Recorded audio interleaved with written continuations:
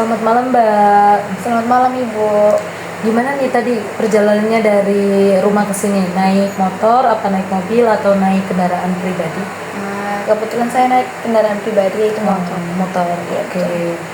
Berarti naik motor ke sini sendiri ya? Sendiri, betul, Sendiri. nyetir sendiri. Oke. Sebelumnya, sebelum kita memulai sesi konseling, saya terlebih dahulu akan memperkenalkan diri saya. Jadi perkenalkan, nama saya Al-Fatul Misfiro. Di sini saya sebagai fasilitator atau konseling pada sesi konseling kali ini. Silakan Mbaknya bisa perkenalan juga. Ya, perkenalkan, nama saya Minazalatul Misfiro, bisa dipanggil Zela. Oke, bisa dipanggil Zela ya? Ya, betul. Mbak Zela. Oke. Jadi Mbak Zela ini dari kuliah? Iya, atau betul, mahasiswa. Kuliah mahasiswa. Ambil prodi apa? Keperawatan. Keperawatan. Oke. Sebelum kita memulai sesi konseling, saya hanya mengingatkan bahwasanya obrolan kita atau sesi konseling kali ini dilakukan secara tertutup ya, dan Mbak Zela tidak perlu khawatir untuk cerita Mbak Zela ini tidak tersebar kemanapun karena ini bersifat rahasia, dan Mbak Zela juga bisa meluapkan apa saja yang ingin Mbak Zela ceritakan. Udah siap Mbak Zela? Siap. Oke. Yang pertama, gimana kabarnya Mbak Zela hari ini? Sejujurnya itu saya tuh masih merasa lelah dan tertekan. Merasa lelah dan tertekan. Ya, terima kasih sudah jujur ya. Kita akan membicarakan apa yang sedang Mbak Zela alami kali ini dan apa yang paling mengganggu pikiran Mbak Zela. Saya rasa itu akhir-akhir ini tuh saya merasa hidup saya tuh nggak seimbang. Karena mungkin karena kuliah keperawatan itu sangat padat dan saya harus menjalani LDR dengan pasangan saya, dan itu sangat berat menurut saya. Oke, baik. Dari semua kondisi itu, apa sih yang sebenarnya kamu inginkan atau dirimu sendiri saat ini inginkan itu apa? Saya ingin memperbaiki kuliah saya agar bisa berjalan lebih baik, terus mengatur emosi biar nggak stres terus-terusan, terus saya tetap ingin mempertahankan hubungan saya dengan pasangan saya walaupun LDR. Jadi Mbak Zela ingin merasa hidup lebih tenang, Ya. fokus secara akademik dan tetap memiliki hubungan yang sehat. Nah, apakah itu tujuan penting untuk Mbak Zela sendiri? Ya, Kalau menurut saya itu sangat penting untuk saya dan kehidupan saya. Nah, menurut Mbak Zela sendiri, mana nih yang lebih paling ingin Mbak Zela perbaiki, atau terlebih dahulu lah, mana yang menjadi prioritas Mbak Zela? Yang saya ingin perbaiki itu stres ya Bu, karena kayak kalau misal saya stres itu semuanya jadi kacau, jadi saya ingin memperbaiki stres saya. Stres. Oke. Nah, sekarang mari kita lihat apa yang sedang kamu lakukan ketika tugas menumpuk dan kamu merasa rindu atau cemas dengan pasangan. Apa yang biasanya Mbak Zela lakukan? Biasanya itu kalau misal saya punya tugas yang numpuk itu, saya tuh lembur gitu, begadang buat ngerjain tugas, terus dengan keadaan saya yang capek, lelah, tapi saya tetap memaksa untuk video call pasangan saya. Gitu. Apa yang kamu rasakan setelah melakukan hal tersebut? Ya pastinya capek ya tubuhnya, terus kayak merasa emosi tidak stabil, jadi kayak bad mood gitu. Jadi pilihan perilaku yang Mbak Zela ambil saat ini justru membuat semakin lelah. Apakah ada perilaku lain yang biasanya Mbak Zela lakukan saat stres? Saya tuh sering menunda istirahat, kurang istirahat gitu, terus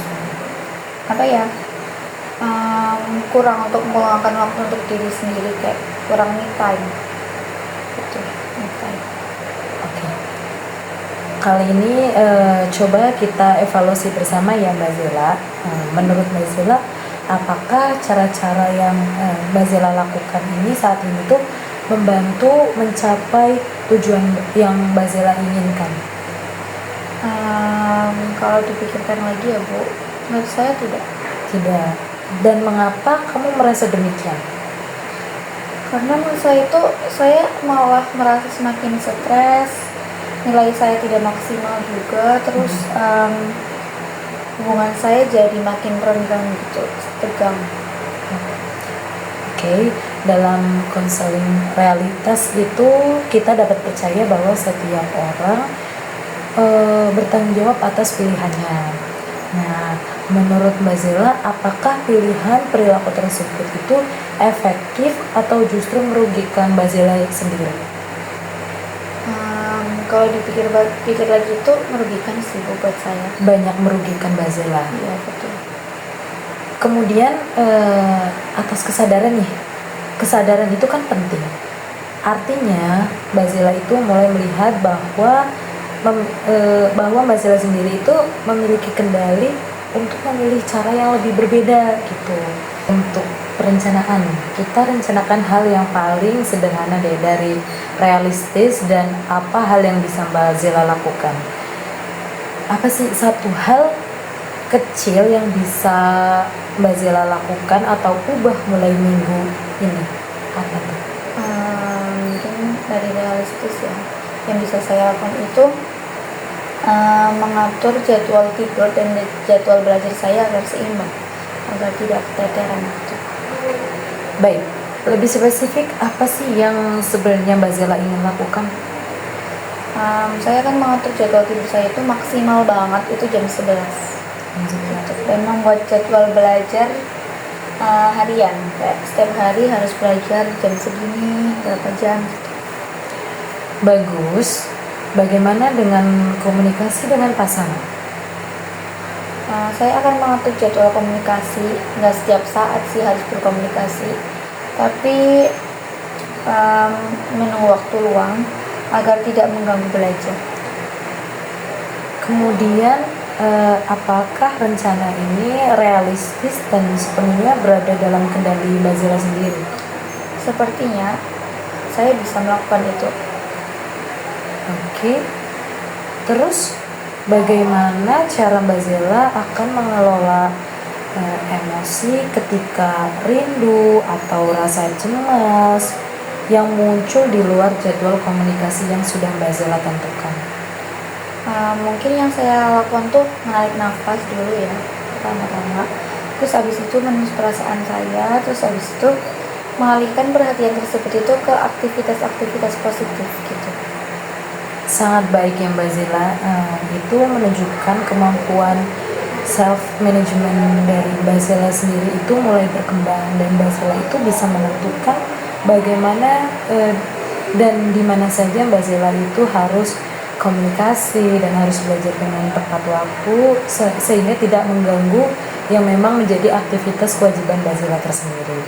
Buat Mbak Zela, ingat ya bahwasanya Mbak Zela itu tidak bisa mengontrol jarak dalam sebuah LDR atau tuntutan secara akademik. Tetapi Mbak Zela sendiri itu bisa mengontrol tentang pilihan dari perilaku Mbak Zela tersendiri. Ya, lebih baik. Menurut saya itu selama ini saya terlalu memaksakan diri saya. Memaksakan diri. Mungkin kita akan mengevaluasi secara rencana ini di pertemuan berikutnya ya Mbak Zela. Dan apakah Mbak Zela bersedia untuk berkomitmen menjalankan sesi konseling berikutnya? Saya bersedia, Bu. Baik, saya percaya bahwasanya Mbak Zela itu mampu ya. Terima kasih sudah terbuka hari ini, dan semoga kita bisa bertemu di sesi konseling selanjutnya.